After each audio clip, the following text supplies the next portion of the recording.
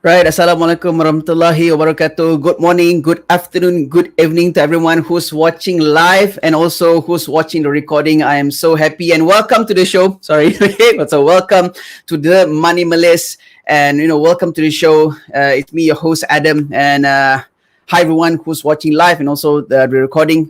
By the way, guys, I'm so excited for this episode. It's been quite some. We did a solo episode, like 2 episodes last time, where we talked about the investments and we talked about gold investments and the same things. So yeah, I really encourage you guys to watch that episode. Right.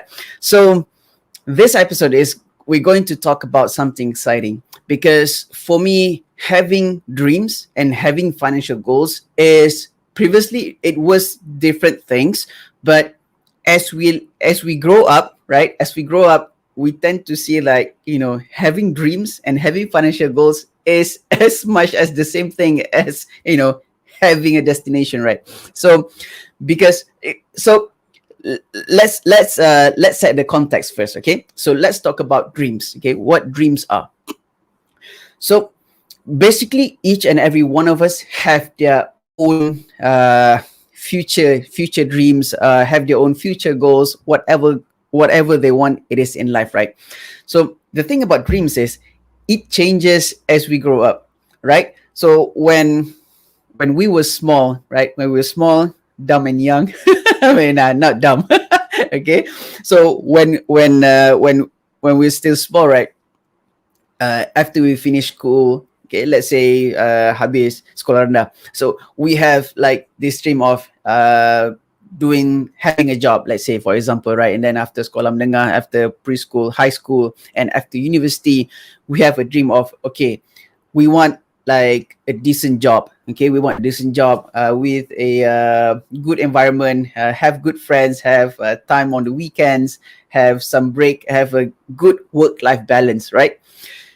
And then when we found out, okay, before we have a job and after having a jobs and of course responsibilities, we don't see dreams as financial goals, all right? We don't see dreams as financial goals, but as we grow up, as we delve deeper into the working life, we see that I have a dream, but at the same time my dream requires money, okay? My dreams requires the financial means of achieving the dreams. Let's say for example, one of our dreams, let's say to retire early, okay? Let's say you want to retire at the age of 45 or 40 or maybe 35.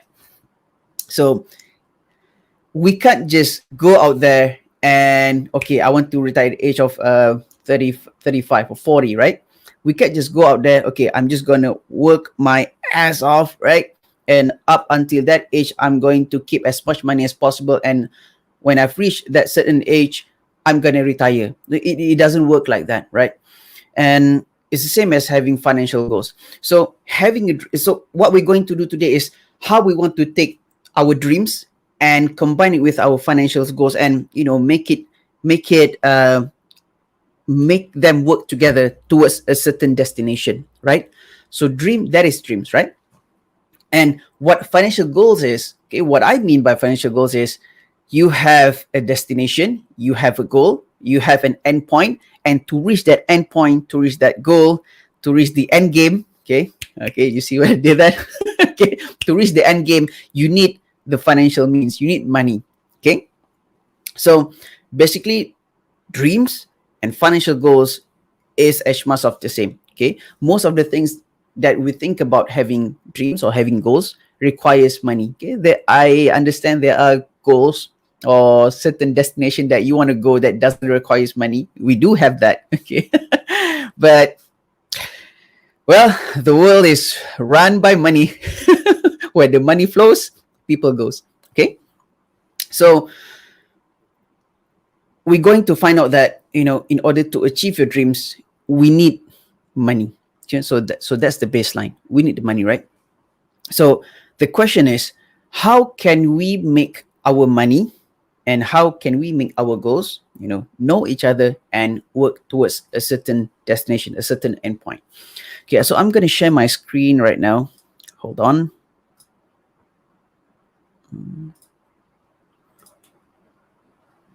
entire screen share.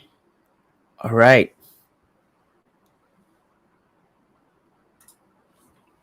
Okay. Hold on.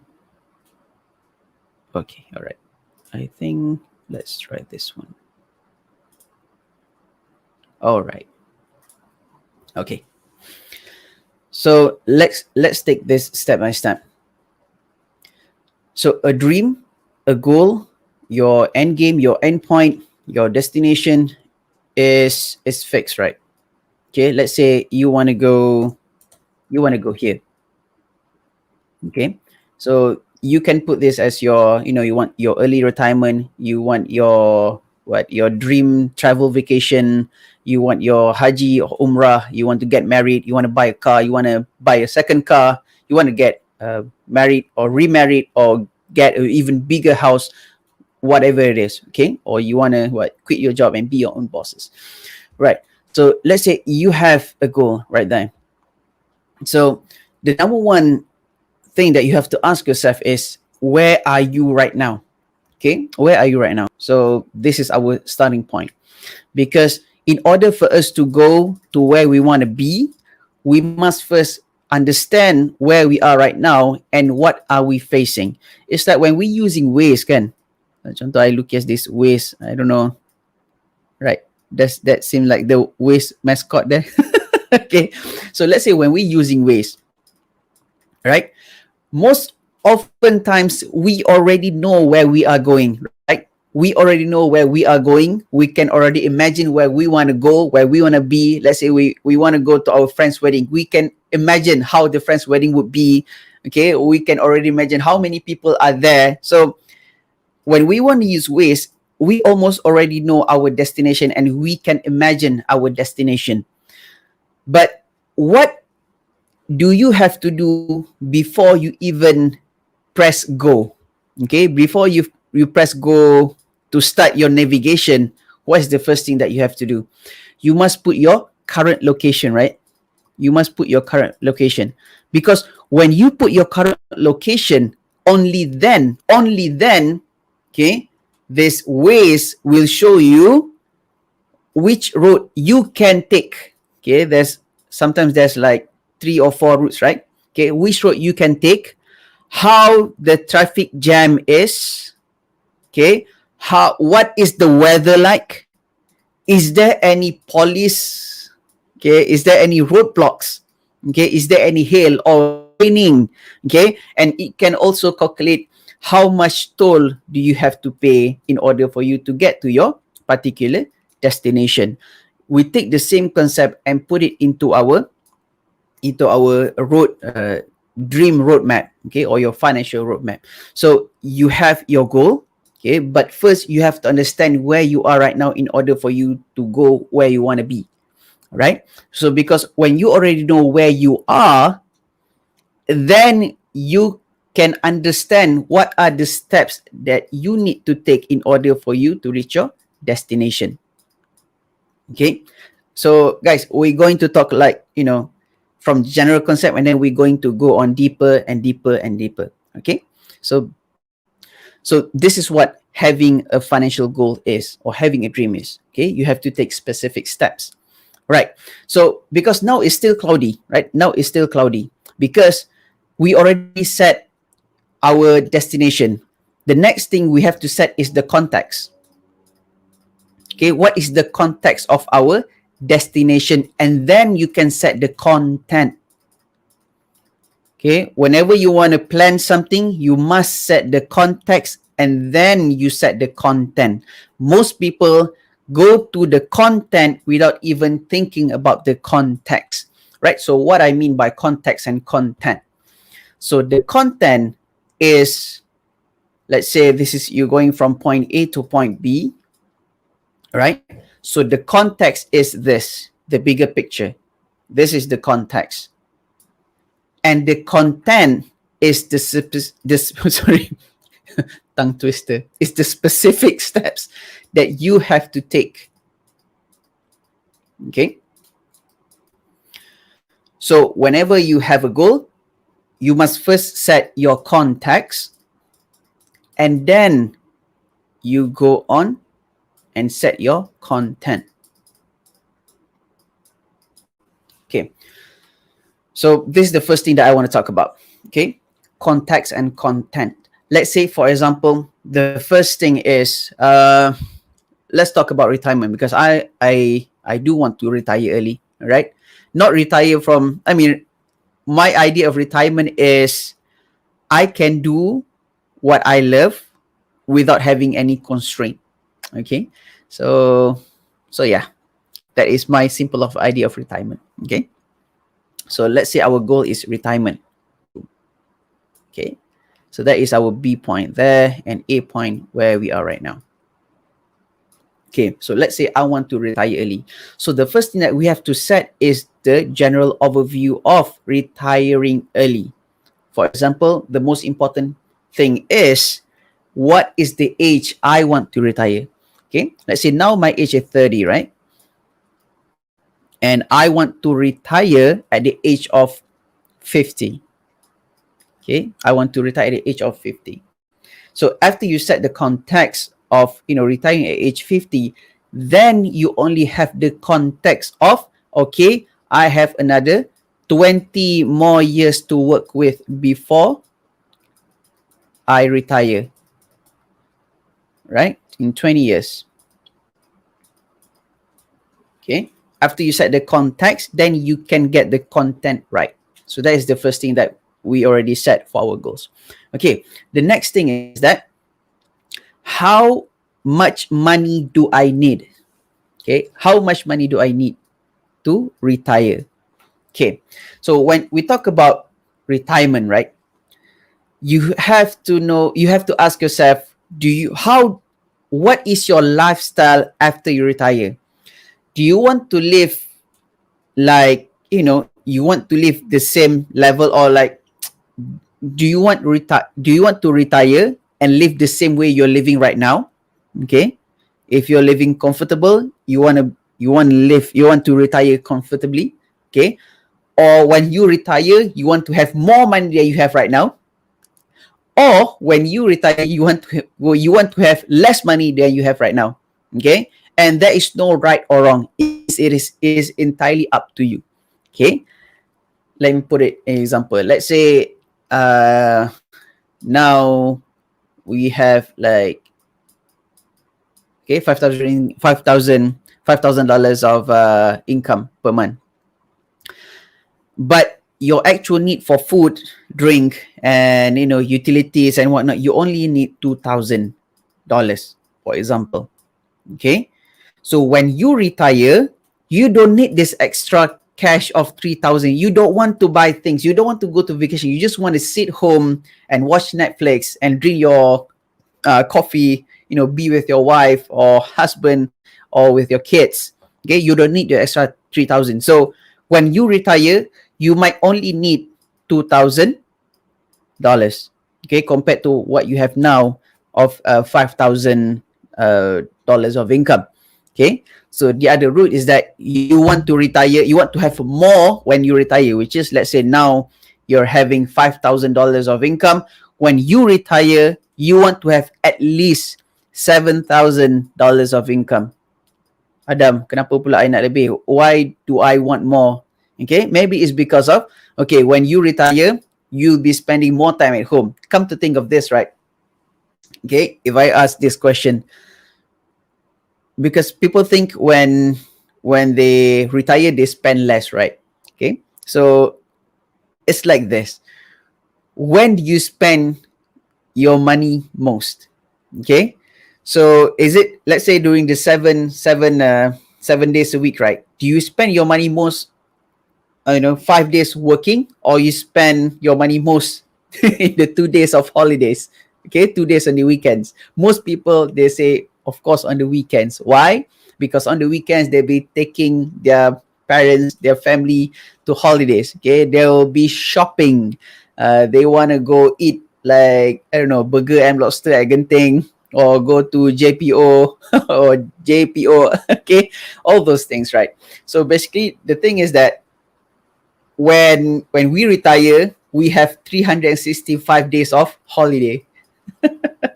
Okay, so basically that's why most of the people after they retire, they tend to spend much more because they have their free time. And during our work days, right, we spend our time most at the office, and our minds are occupied. And what happens is that after people retire, they feel bored, and they have the tendency to go out for vacation or makan angin or pergi mana-mana, right?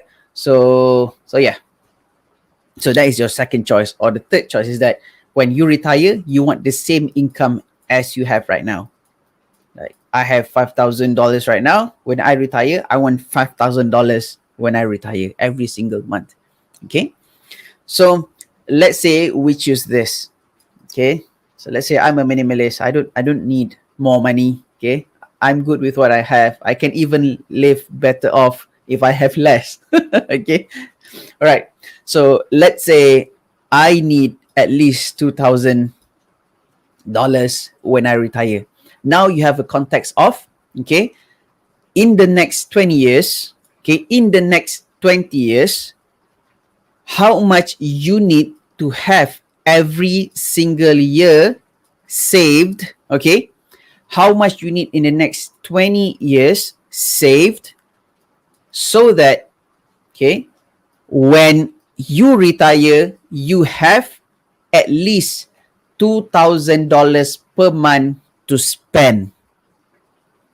Okay, the next question comes, how long do you want to have your $2,000?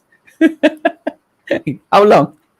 Okay, so basically this is asking of when do I predict myself to die? All right, because this is important, because this is your life expectancy. Okay, what we don't want to happen is that, okay, let's say I retire at the age of 50, right? Let's say retire at the age of 50. Okay, at the age of 50, I get my $2,000 per month. Up to the next 10 years, I can live comfortably having $2,000 every single month up to the age of 60. What happened is that I didn't plan for the next 20 years. Okay, if we live long enough, let's say up to the age of 70, up to the age of 80, do we have the income to sustain ourselves? Okay, do we have the income to sustain ourselves? Right? So basically, we have to plan for our life expectancy. Obviously, we won't even know if we reach 80 or we even reach 60 or even 55.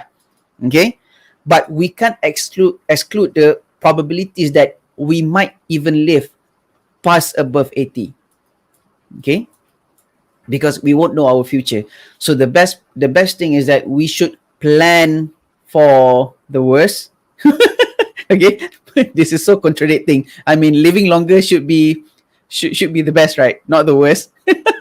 Okay, so yeah, I mean, plan for the best lah. Okay, so plan for the best. So let's say, so how we want to calculate for our life expectancy is this: we take our general population mortality rate. Okay, so let's say men can live up to the age of 77. Okay, you guys can check back this information. Okay, and women can live up to the age of 80. Right? So to make calculations easier, let's just take 80, right? All right. So now you know that you need $2,000 in the next. You need $2,000 at the moment you retire, up to the next how many years? So let's say you retire at the age of 50, and our life expectancy is 80, right? So we have 30 years to cover for our expenses. So how much is 30 times by 2,000? I need to use my calculator. Okay, so let's say 30 years times 12 months times 3,000. All right, we need at least 1,080,000. Right, so we need at least 1.8 million. Sorry, $1.08 million. Dam, biar betul dam. Are you kidding me? That is so much money, man. How am I going to to save up that much money? Okay, are you telling me that in the next 20 years, I need to save, let's let's take 1 million, right? So divide by 20 years, divide by 12 months. Okay, Adam, are you telling me that I have to save $4,500 every single month so that I can live comfortably? Okay, I mean, not even matching what I have now, but I'm going to have less, but I need to save more right now. Okay, so yeah, basically this is if we save our money. Okay, so that's why, when you have a certain goal you want to meet, right? It's not about saving money. Okay, it's about putting aside money. It's not about saving money. It's about putting aside, right? Because saving money, most people imagine, I want to save money inside the bank, and the bank, sometimes gives you a return of 0.05, sometimes 0.003% per annum for what you put in there. All right, so that's why what I mean by putting aside money is that you put aside into an account that can give you returns. Okay, so that you will have the power of compounding. Okay, have you heard the story of this? Okay, kita sidetrack sekejap. Have you heard of this story? Like, there's a kingdom. Okay, there's a kingdom, have a king, and the king asks for, I can't remember the story, but what I do remember is that, okay, someone helped the king to do something. Okay, someone helped the king to do something, and the king wants to pay them money. Okay, money or wheat or something, right? But what this man asked is, he wants a single piece of rice, okay, for each and every chess box. Okay, let's see, dalam chess ada, I think there's 42, right? There's 42 boxes in the chessboard, right? So what he wants is that he wants the rice to be doubled up, okay, by the next boxes. So let's say the first time he put 1, the next box he wants to have 2, the next he wants to have 4, okay, the next box he wants to have 8. It seems like macam alah sikit je. Okay, but what happens that after 42 boxes, okay, I don't know how many boxes there in a chest, right? So after, like, if we double up all these boxes, what happened is that at the end of the board, you have like how many millions of rice there is, right? So that's the power of compounding. Okay, that is what I'm trying to say, right? The power of compounding. So basically, yeah, we want to use the power of compounding so that it might help us. Okay, it will help us in getting our 1.8 million. It's not about you have to save money. It's about you have to put aside money at the right place so that it will help you give the returns you need to get to your goals. Wow, extensive pula I pergi dekat sini. Okay. Alright, guys. So yeah. Right. So I've talked about this vehicle. Okay, I've talked about this investment vehicle 2 episodes. Okay, last 4 weeks of episode. You can watch that episode and have an idea of, I don't know. I've talked about putting your eggs in one basket. Yeah, sorry. I've talked about how not to put your eggs in one basket. So I encourage you guys to watch that episode. It's very fun. Okay. So yeah. So this is what you need to do. So this is your retirement, right? And I want to add one thing. And this is from our previous episodes. From our last episode, okay, 2 weeks ago, I've gone live with Rajesh Kanda, and we talked about the thing is inflation. Okay, we talked about inflation. Inflation is your enemy, okay, in reaching your goals. Okay, I would say that. Okay, what inflation does is it deflates your money over time. Okay, what inflation does is it deflates your money over time. your monetary value. Okay, simply put like this. Let's say this is year 2020. 10 years ago, you can get nasi lemak for $1 or RM1. Okay. And now you get nasi lemak for, if you want like the same portion nasi lemak, you have to pay RM2. Then might be in the next 20 years, like you have to pay RM4 or RM3, $3, $4, $3 to $4, right? So this is what inflation does. The same amount of satu bungkus nasi lemak, okay, one nasi lemak cost the same portion, same size, cost 10 years ago cost $1, right, or RM1. And now the same portion, same size, if you're, you know, if you're unlucky, then you have like a smaller portion of nasi lemak for even higher price. Okay, so inflation deflates your money. So let's say when we talk about our retirement goal, right? Then, and the other thing that you have to consider is that what is my inflation going to be every single year? Okay, because whatever have a return will compound. Okay, so let's say you put your money in ASP. Everybody knows ASP, right? So let's say you put 100,000 in ASP with a return per annum of 5%. Okay. Every single year, if you don't take out this 100,000, it will over time compound to 110, 120, 130, 150, 200,000. Okay. Every single year. So this is your return. Okay. All right. What inflation does is it is also a return. Okay, inflation is also a return, but the thing is, inflation is negative in returns. Okay, what is going to happen is that, okay, by the way, this is very simplified. This is very simplified, right? So what is going to happen is that if you put in ASP with a per annum return of 5%, okay, you have your inflation negative 3%. What you're going to have to do is that you have to minus your return minus your inflation. So you have your 5% return minus inflation 3%. You're going to be left with 2%. Okay, and this is in terms of future value. Okay, it's not like macam you pergi dekat ASB sekarang, okay, berapa inflation you tahu lah.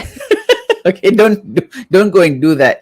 Okay, this is in terms of your future values. Okay, because the thing is, let's say for example, every single year the cost of goods rise by 3%. Okay, the cost of goods rise by 3%. If your income or if your investment doesn't rise more than inflation, then at one point of time, inflation is going to eat up your money. Okay, you don't even have money to pay for the same thing that you buy this year, and you know what you're going to buy in the next 10 years or 20 years. Okay, so this is very, very important. So yeah, inflation. Okay, whenever you have future goals, you're going to have inflation, right? Okay, hold on. I'm gonna stop sharing right now. All right.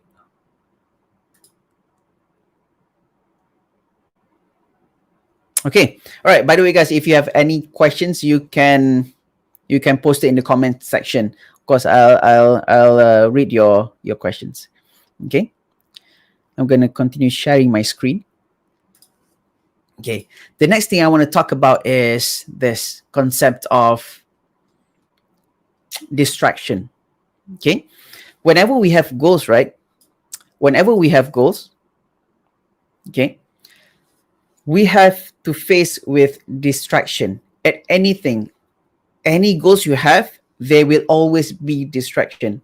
Okay, when you want to have a particular job position, you're going to have distraction. When you want to have a job completed, you're going to have a distraction. When you have financial goals, you will still have to face distraction, right? So it's very, very important thing I want to talk about, this concept of distraction, right? So what is the opposite of distraction? Most people would think, the opposite of distraction is focus. It's not focus, it is traction. Okay, right. So you have distraction. The opposite of distraction is not focus, but it is actually traction. Okay, if you look into the dictionary, and what traction it means to pull. Okay, to pull. Right. What this means is that when you have a certain goal, okay, every time you move forward with the goal, it is traction. Okay, any action that you do, any savings that you take, any products or plan or planning that you do that pulls you towards your goal, okay, or push you forwards towards your goal, is traction. And every single thing that you do that takes you away from that goal is called distraction. Okay, everything can become traction and distraction. It is how you define it. Okay, so let's say, for example, we take from the previous example, we have our retirement goal, right? Okay, let's say, for example, you want to retire at the age of 50. Now your age is 40. Muda lagi lah, let's say 20, 25. Okay, baru kerja. Okay, so you already set the context. You know when you want to retire. You know how much you need. You know how many time you have. You know your inflation rates, and you know your return rates and everything. So obviously you already have a plan of, okay, I want to set aside this much of money every single month, and I'll get this every single year, right? Okay, so let's say, for example, you have to save like 500 ringgit. Okay, $500. You put aside $500. You put it into, an investment vehicle that suits your needs, and every single month you have to do this. Okay, you have to put $500.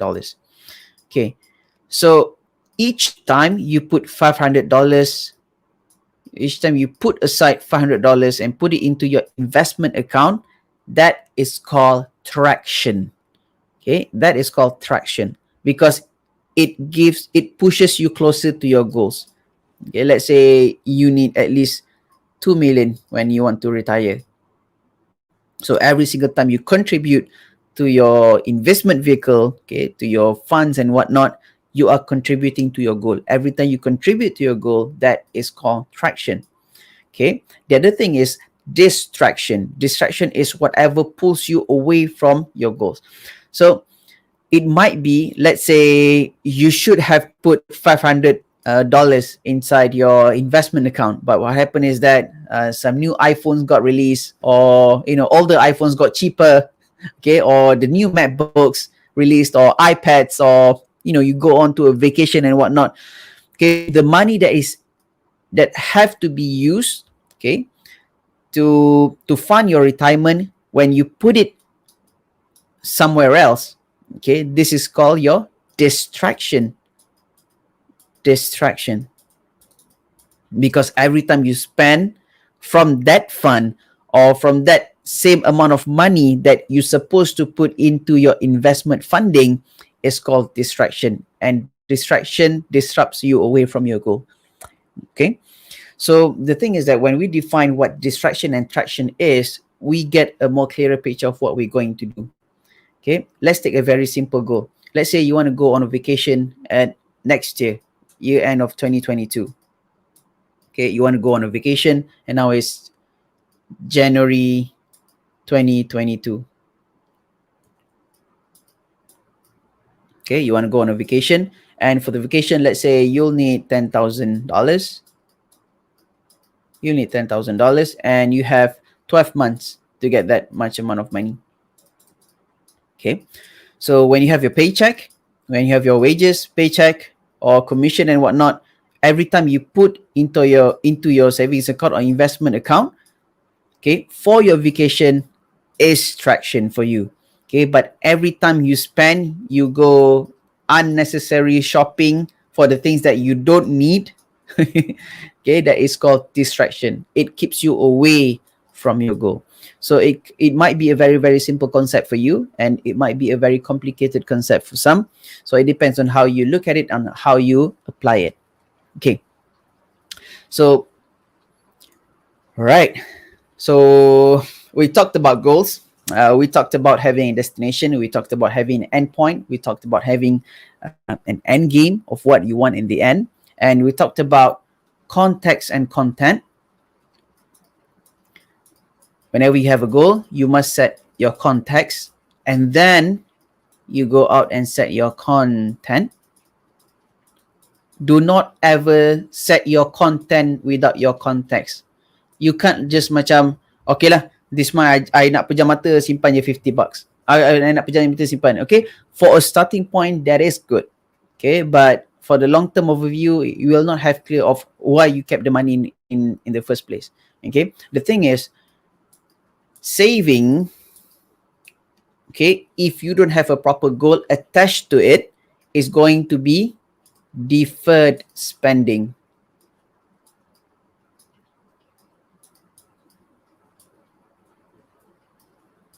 Deferred spending. Deferred spending means pembelanjaan yang ditangguhkan.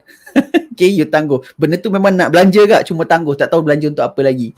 Kan? Tiba-tiba something happens ke apa ke kan, you macam, okay, aku dah simpan. I mean, I've kept my money for so long. It's time for me to spend.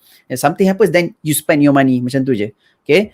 So, if you have a savings or investment, if it's not emotionally tied to a certain goal or dreams, okay, it will end up being deferred spending, which is rugi lah. Sebab because you spend your energy, time, you know, you work for money, it is only fair for your money to work harder for you, right?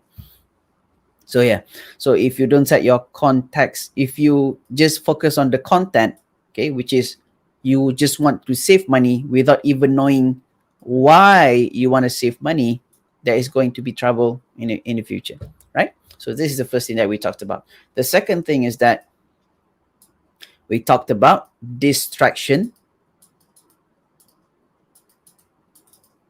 and traction. Okay, so distraction is anything that is taking you away from your goal, and traction is anything that takes you closer to a goal. Okay, and you know, when talk about distraction and traction, you know, we're talking about financial goals, right? And sometimes it doesn't have to be financial. Okay, it doesn't have to be money related. It doesn't have to be macam ada kaitan dengan duit pun. Okay, it might be if you focus on your mindset. Okay, if you focus on your motivation, if you focus on your bigger why, okay, if you focus on your daily habits, all this contributes to your destination.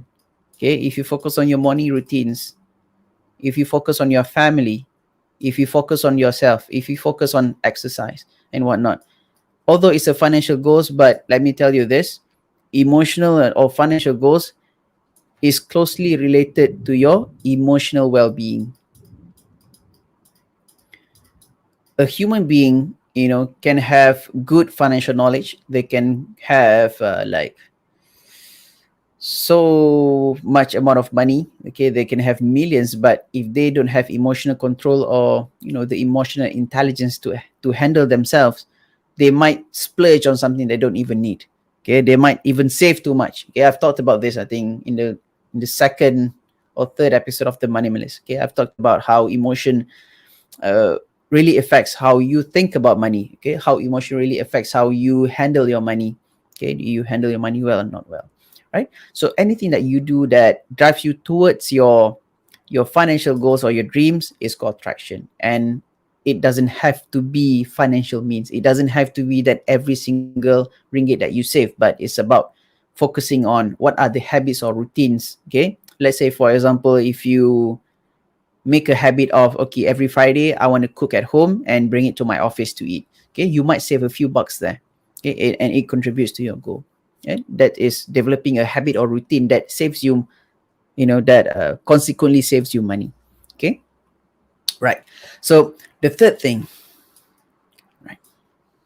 So the third thing is that we want to bring, okay, how we want to converge our dreams and our financial means so that they are going at the same destination or endpoint. Okay, let me see the time. Right, we have 20 more minutes. Okay, so the third thing I want to talk about is converging. Okay, converging these two. Okay, before that, I would like to ask you guys, what does a financial goal and dreams have in common? Okay, okay, what do they have in common? Dreams and your financial goals.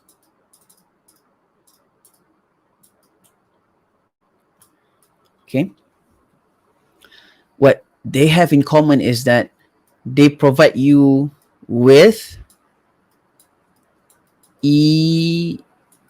emotional comfort. They provide you with emotional comfort. So what I mean by emotional comfort is this: when we think about our dreams, okay, when we think about our dreams, we think about our future, we think about how our life's going to be when we have this much amount of money, or when we think about our dream vacation, when we think about the haji or the umrah for the Muslims, we think about spending our times with the parents or spending our time with the kids. It gives us a certain emotional comfort. Okay, we feel happy inside. Okay, okay, and then baru stress tu datang sebab lama macam nak kumpul duit. Okay, right. Okay, jokes aside. So we feel this emotional comfort, the same as having a financial goal. Why? Let's say I want to go on a vacation by year end 2022, and I need at least $10,000. Okay, so let's say me knowing that if I do this every single month, and at the end of the year I'll get exactly this much amount of money or even more, gives me the emotional comfort that it tells me that I can make it, I will make it, right? So what they have in common, what dreams have in common and financial goals have in common, is that they both provide us with emotional comfort. Okay, why this is very, very, very, very important? Because our brains, okay, the thing about our brains is that we could remember more, okay, when there's emotion involved. Okay, let's say if I ask you, do you remember, okay, when you were small, do you remember one incident that made you very sad or made you very scared? Okay, when you was, let's say when you were 5 years old, 6 years old, 7 years old, do you remember an incident when you felt happy? Okay, when you felt any kind of emotion, can you just close your eyes and imagine that situation? Okay, kalau ada banyak, baguslah kan? Okay, so how our brain keeps our memory is by having two things intact, which is, one is receptor, okay, plus emotion, then it becomes memory. All right, then it becomes memory, then it becomes an even stronger memory. So what we want to have, okay, when we want to accomplish our dreams and our financial goals, is that we want to have the continuous motivation. Okay, so motivation, yeah, motivation is, it's like waves, right? It's like this. Okay, so you have your crest and then it subsides. Okay, so we want to have the right amount of motivation that could drive us even if our motivation is down, and even if our motivation at an all-time high. Okay, we want to be in the middle. Okay, I mean our actions. Okay, our actions have to be in the middle. It doesn't even matter how motivated we are, how demotivated we are. Our actions toward our goals remains the same. Okay, and to have this kind of discipline, for me, we really have to internalize what financial goals we want, or what dreams that we have that we want to achieve, right? And to have that is that you really have to put your emotions when setting up your financial goals or setting up your dreams. Okay, we can't just like macam, so because for most people, like, okay, when I retire I want to have 1 million, macam tu. Okay, I want to have 1 million. Okay, so let me teach you one technique. In order for you to have emotion, okay, the simplest way of tying up emotions with your financial goals, with your dream, is to visualize. Okay, most people visualize. One of the most common ways is putting up a dream board. Yeah, it's putting up dream board, but I see most people are using the dream board uh, not very well. Okay, all right. So one of the easiest ways to insert emotion into our financial goals, into our dreams, is to visualize what we really, really, really, really want, and not what our parents want, not what our spouses want, or our bosses want, or your managers and whatnot. You have to visualize what you really wanted, right? So, but when you visualize, the key thing about visualization is that you have to visualize it as specific as possible. Okay, as specific as possible. Let's say we want to retire. Okay, how would we visualize retirement? Okay, we could visualize, okay, I want to retire at the age of 50. Okay, lagi 50 tahun berapa tu? Let's say sekarang tahun 2021, I akan retire pada tahun 2000, let's say 30 years, 20 years, 41.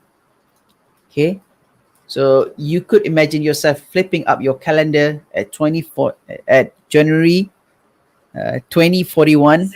Okay, that is so awkward to say 2041. Okay, at the age of 50, I'll be retired. There is nobody controlling you. There's no bosses. There's no managers. Only you, yourself. Waking up from your comfy bed, then having your cup of coffee, and then your, I don't know, teh tarik or teh o and whatnot. At that point of time, maybe your kids already grown up. Okay, you could visualize your moment. Okay, and then you could visualize, okay, and then when you open your Maybank to you or CIMB clicks, how many do you have in your banking account? Okay, at 1st January 2041, how many do you have in your banking account? Okay, how many do you have in your gold investments? Okay, when you open your ASB account or unit trust account, you can visualize that detail.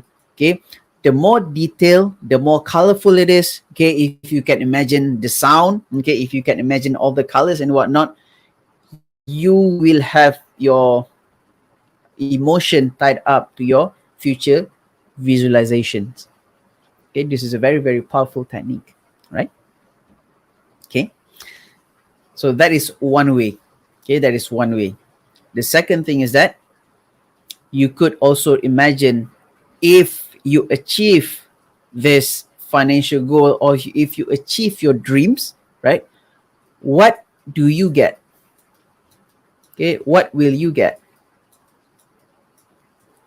Because when we talk about motivation, let's say for motivation, the simplest form of motivation is the pursuit of pleasure. Okay, the pursuit of pleasure or the avoidance of pain. Avoidance of pain. So So it means that if you, one of the other ways that you could instill emotion into your financial goals or your dreams is that you could visualize, okay, what will you get if you get your goals. Okay, let's say you have a goal of traveling to Paris or London, Scotland, or Turkey or whatnot.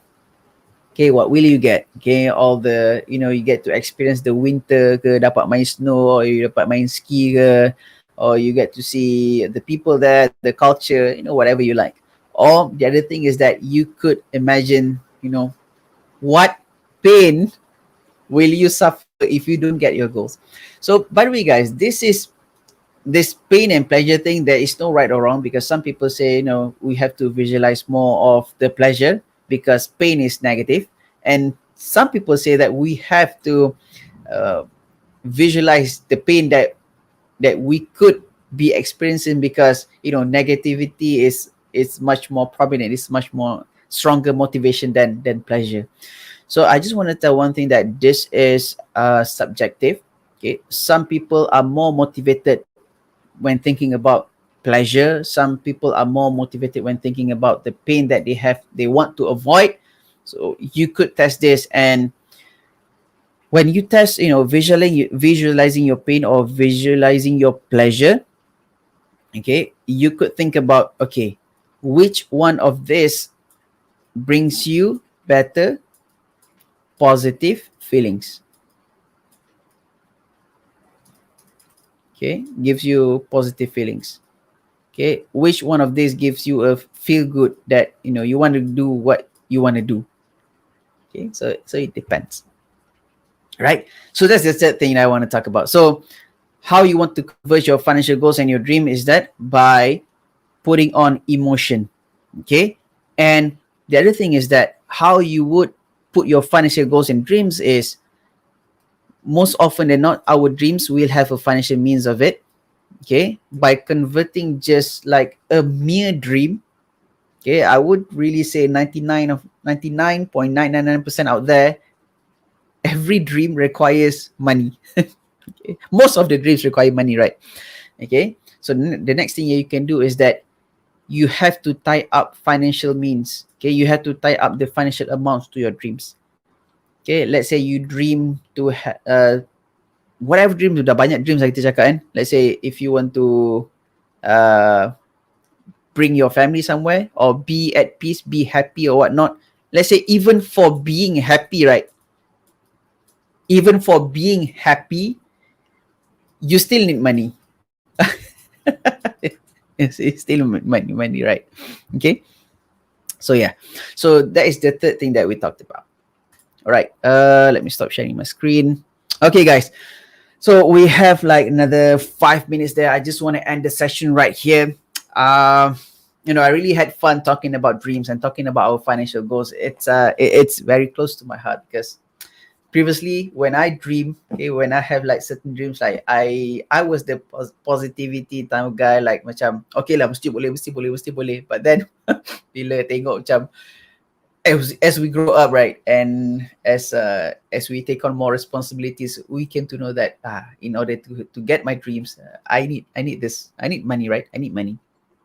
So you guys can use the 3 tips that I share with you guys, how to converge your dreams and your financial goals together, so that they are in a relationship and work towards together to a certain destination. And that destination requires action, and any action can be distraction or traction, so it's up to you, right, guys? So that is all we have for today.